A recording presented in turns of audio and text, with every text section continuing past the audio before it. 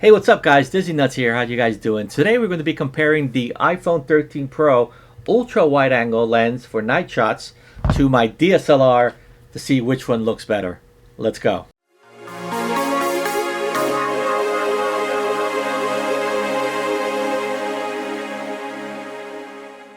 Okay, so let's go ahead and talk a little bit about these devices. Now, we all know that the iPhone 13 recently came out, and one of the coolest things that it has is actually the cameras. They've really upgraded them to some really amazing quality photos, to be honest with you. Now, in daylight, they can go head to head with some of the better cameras because they look really good.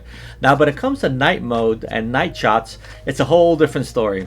Now, when it comes to the iPhone, the night mode, what it does, it takes a bunch of photos and combines them, trying to be able to get that best quality photo. And it's doing a bunch of the stuff in the background, which is pretty cool.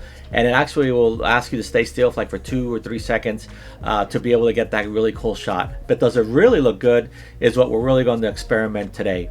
Now, on the camera side, we're going to be going head to head with my DSLR Canon R, and to be able to simulate the wide angle shot of the iPhone 13, we're going to be putting on a fisheye lens, which is the one that I found was the closest to be able to simulate that wide angle shot that the iPhone does. I don't have a native ultra wide angle lens for this camera, so to be fair, we're going to be putting in the fisheye, and it looks pretty close. And this one actually has an f-stop of 2.8 or 3 that we'll be setting our camera. 2.8, 3, 4.5 will stay around that area, and we'll compare them doing night shots. Now, for the iPhone, I will be holding it still and taking the shot, and in the case of the DSLR, I will be using a tripod. So just for you to know. So without further ado, let's head over to the parks and take a couple of shots and see how they look, and we'll compare them, putting them into the computer. Let's go. Okay, so let's go ahead and start with the first photo here that we took at Thunder Mountain, and the one here on the left is the one that I took on the camera, the iPhone, and the one on the right is the one I took with the DSLR. Now, to be honest with you, it doesn't look bad at all. A little bit maybe oversaturated on the red and stuff like that, but still pretty cool photo. Now, if we zoom in here, you'll see how stuff like the blue already starts getting all muddy, and you can't see much of the details like you can see here on the Canon R with the fisheye. Good photo, maybe even get away with Instagram. The next one was actually a pretty dark section of behind the castle, and you'll see here the same thing happened with the other photo where it looks a little mushy, like I like to call it, on the colors. You can see they're like just bleeding all over the place. In the case of the Canon R, it looks really nice. There you go. Now here's another one that I took during the where you can see some of the night stuff where it starts to break up on the iPhone.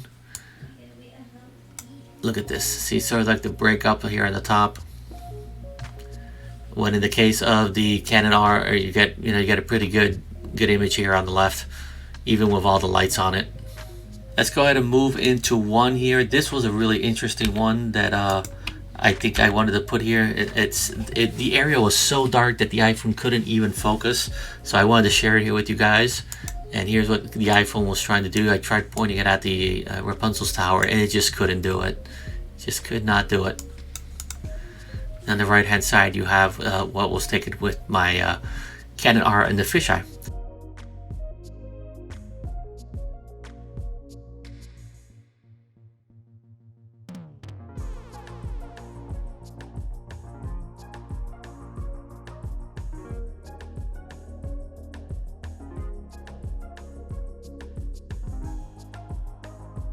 Pretty interesting results, right? I know. It's pretty hard to beat the DSLR when it comes to the quality, especially DSLRs are made for this.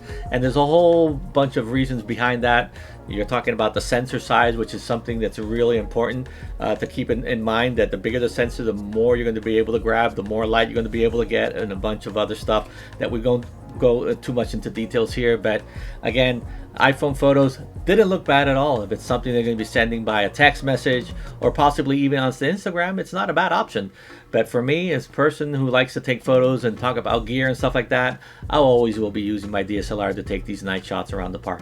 Okay, so with that said, guys, that wraps up this video for today. Hopefully you enjoyed this comparison, and if you want to comment below and want to see some more comparisons of these two devices, feel free to comment below. I'd glad to bring up those challenges and hopefully be able to present them here on these videos. Until then, this is Disney Nuts signing off.